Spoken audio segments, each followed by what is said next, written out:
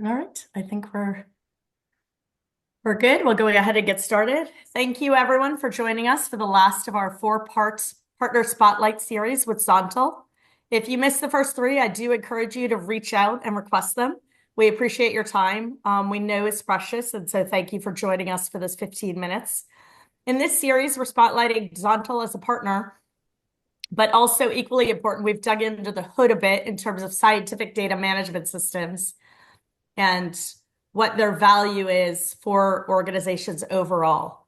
We started with Dan DeAlmeida, the Vice President of Product Management and Marketing, who's also here with us today, to dig into the foundations of data preservation and the foundations of scientific data platforms overall. Next, we move to an IP protection use case to see the value platforms can provide not only to the scientific staff, but to the organization as a whole. And in our third part, we discuss the deep value of platforms and what they can do when you're decommissioning legacy systems and the value of that from an organizational perspective as well. Today, we get to the fun stuff. Dan and I are going to spend the next 15 minutes or so discussing the value of platforms with regards to getting your data ready to support the use of AI and ML technologies and to support data-driven decision-making, true data-driven decision-makings. So Dan, welcome. I want to hear all about how ZONTAL helps organizations make their data AI ready. Sure. Thanks for having me again, Lisa. Yeah, it's a big topic, right? AI. Everyone's talking about it. So, I guess the first thing we should talk about is what people are trying to achieve. Mhm. And there's lots of different use cases out there, and lots of different perspectives on what AI is. I feel like it's being overused for many different reasons, Right. and just generalized. More in everyone's mind is always Gen AI, which is the Mhm. whole ChatGPT concept. And the use cases that we've heard is, people are thinking either very simple, which wouldn't even really leverage AI, tell me how many times a column has been used, or tell me where this instrument is, and et Right. cetera. It's interesting hearing those really basic ideas. And then there's always the big one, which is, help me create my new drug therapy. So it's funny that when we were talking about this talk about a month ago, my response was no one's done it yet. And Right. just last week there was an announcement that the first AI designed drug was created. Um, Oh, wow. so it's great to see that, right? It's in silico medicines, idiopathic pulmonary fibrosis drug. Both the target and the compound were created using a bunch of different AI tools, and it's crazy how quickly some of this technology is getting out there and evolving to get there. But to your question, I guess, how does Zontal help that? We are really taking all of the data that scientists have used for many years. By the way, we were not involved in silico medicines. I don't want to, jump from here to I was going there. to And ask you a question. I was going to say one of my questions is this AI enablement is a kind of pipe dream, or are people actually doing it? And so you kind of fed right into it. It's perfect. yeah, yeah. Well, again, we talked about that in our prep sessions, and it hadn't been done yet. And Mhm. here we are. People have created parts and pieces of where they wanted to go, but not the whole thing. Mhm. Um, So Zontal, as the other talks mentioned, we're about digital preservation. So we take all of the data from different producers in the laboratories and different scientific means, so instruments or software, and we ingest that data automatically, removing all that manual interactions, and we centralize it into a data hub. Part of that is really making all of the data standard as well. We use the allotrope simple model. Mhm. And again, Allotrope being a consortium that really helps define ontologies, and we work with them very closely. We use that as a backbone for normalizing all of the data. So make sure that when we say a certain term, it means exactly the same thing to everybody, right? So we add the context and metadata on top of all of the data as we're ingesting it. And then we represent that in a vendor neutral format. Mhm. So all of that is the basics of Zontal and how we're preparing it. But how does that really enable data for AI and ML technologies? Talk about the kind of needs of those models and how you support it. So once it's standardized, in what ways are the technologies used or able to be Yeah, used by organizations? sure. Also want to clarify, we currently are not providing any AI tools. Okay, that was Um, going to be one of my questions too. yeah, Because um, I think I read somewhere that you guys do have some analytical tools within, but not necessarily AI ML. Is that correct? correct. We're being Okay. very precise on what Okay. we're providing, and that's what, I go back to saying AI is being sort of overgeneralized. Right.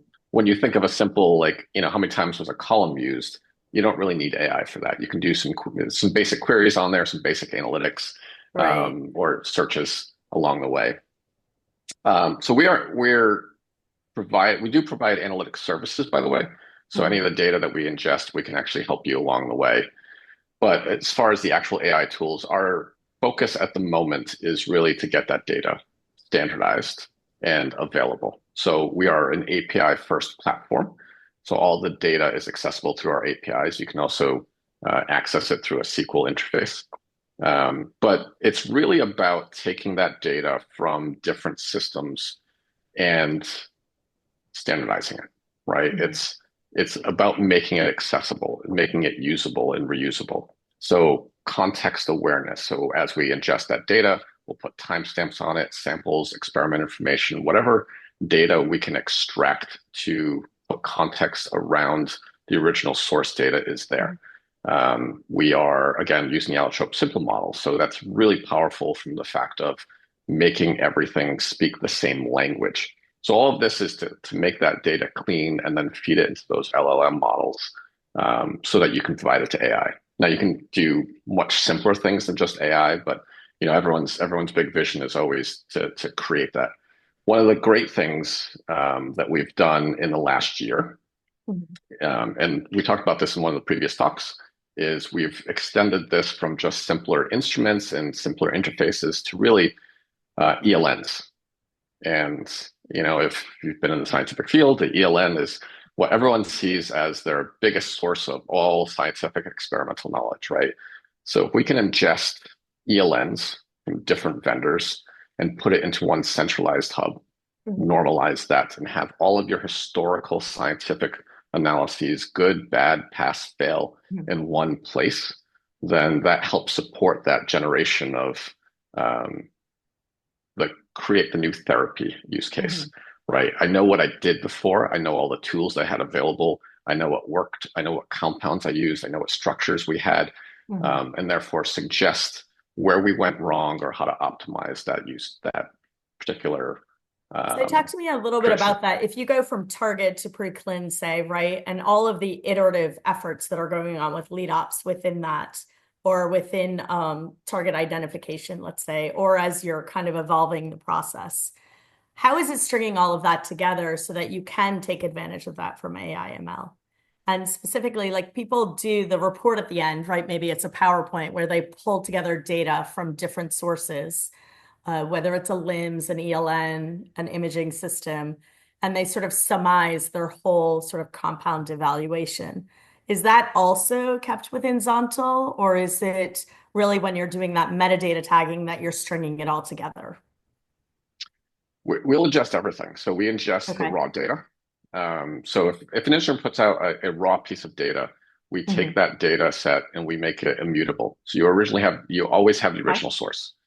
On top of that, then we extract that information from that original source and we Mhm. make it available and we link it to any of the information that we have in there.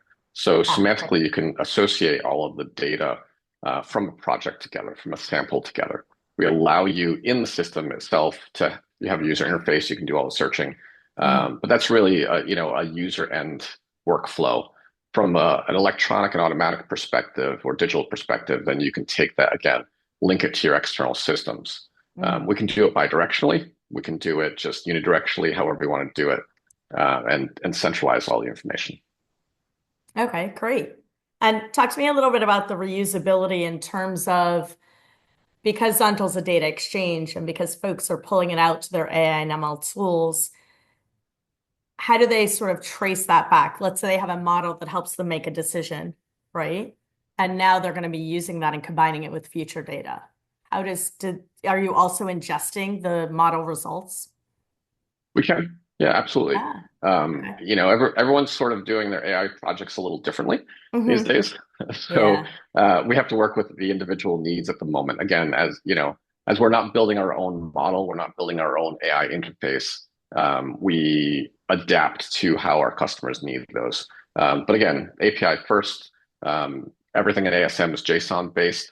So if they Mhm. need to get it from a file perspective, if they need to get it from an API perspective, we can ingest. We can also take the data results back in. So then you'd have that full round trip interface from Oh, nice. here's my source data that it came Nice. from, and here's the results, and then we can continue to improve that model with having all the data in that one centralized data hub. What are the trends that you're seeing? Are you sort of seeing that AI readiness by area of focus, research and development, quality, et cetera? Or are you seeing, because of the value that a platform like this adds, that they're really trying to have the full life cycle in there for use? It's been primarily in drug discovery and Okay. process development, right? Historically, QC and manufacturing have always been a little bit behind the technology curves. Right. So they'll most likely, my prediction is, be looking for process efficiency more than actual, Okay. AI and discovery. They'll look for ways how to automate it and maybe improve review by exception situations as Mhm. opposed to um, trying to create something new or a new process. Okay. And where are you seeing the trends in terms of data readiness and enablement? Right? In the early days, it was, you know, point zero, and where are we today? How close are we to folks being able to take advantage of these technologies? You mentioned the initial use case that was successful, but where are most folks on that spectrum? Most companies are probably not AI ready in the way Okay. that they'd like to be. I think most organizations have gone more of a data lake route where they threw everything into one centralized area, but then tried to figure out how to get it out later or how to attach everything. And Mhm. ZONTAL from the beginning has really been around making data prepared. Again, whether it's a happy accident or people believe it was a strategic direction, everything that we've done is really preparing the data to be clean and reusable. So talk to me a little bit about that. So are folks moving their data from Zontal into data lakes that are more at an enterprise level, or are they finding that they can have their needs met with where they want to head with Zontal? Most people are seeing that they can have their needs met with ZONTAL. There's always an ask to either ingest data lake data Hmm. or put data from ZONTAL into the data lake. So again, if you think of our concept around being vendor neutral and using ASM, we believe that maybe someday ZONTAL will also be decommissioned. And so you'll be able to extract all that data. So, putting that into a data lake is not something unforeseeable. Right. Okay. We only have a couple minutes left, Dan, so I want to make sure that I cover anything that you wanted to convey or really get across in terms of the enablement that Zontal provides for AI and ML technologies. Yeah, I think, what organizations need to think about is understanding that your AI and your predictions and all of your analyses are only going to be as good as the data they have there, right? So if they really haven't had a strategic plan on getting the data ready, it's going to be really hard for them to get to the end result. So I think they need to think about their goals first, figure Mhm. out how to structure their organization to make sure everyone's aligned with those goals, and then make sure that the data is supporting that end result, right? One of the big questions that people always want is, I want a report that shows XYZ. But if you didn't Mhm. collect that data, it's really hard to build a report. And AI is, probably the most advanced reporting system that, people are looking at from that Mhm. perspective, if you want to correlate it. So it's really about having that data to support where your end goals are. Yeah, I would imagine it's very difficult to imagine everything that you might want to get out of your data or the opportunities that you might want discovered in your data. And so, as a last question I would have for you is how does the approach to the way that you deploy Zontal or put it into organizations, how does it sort of track for that, right? And really future ready your data, I guess I would put it that way. Sure. Yeah. We are constantly evolving with what we can ingest. We are Mhm. constantly working on improving the ASM model, the allotrope simple model. Sorry, I did it redundantly there. Allotrope simple That's model okay. model. Um, but we're, as if there's no working models that are created by allotrope, we actually help them by defining a model and proposing it back to Ah, them. So okay. the idea is that we continue to support a consistent ontology. So as Mhm. we support that, we make sure that all data is, again, available in that same standard format. Mhm. So as we're going forward, we're all speaking the same language, and then AI has this clean data set to build off of that language. Okay, I feel like I've generated a couple more topics. We could do this series forever, but unfortunately we're at time. So I thank you very much, Dan, for your time. And I thank the folks that attended for your time as well. Again, I encourage you to reach out and get the remaining parts of this series. They were all very interesting, and we're very grateful for Zontal to have done this effort with us. So thank you again for this Spotlight series. All right. Thank you.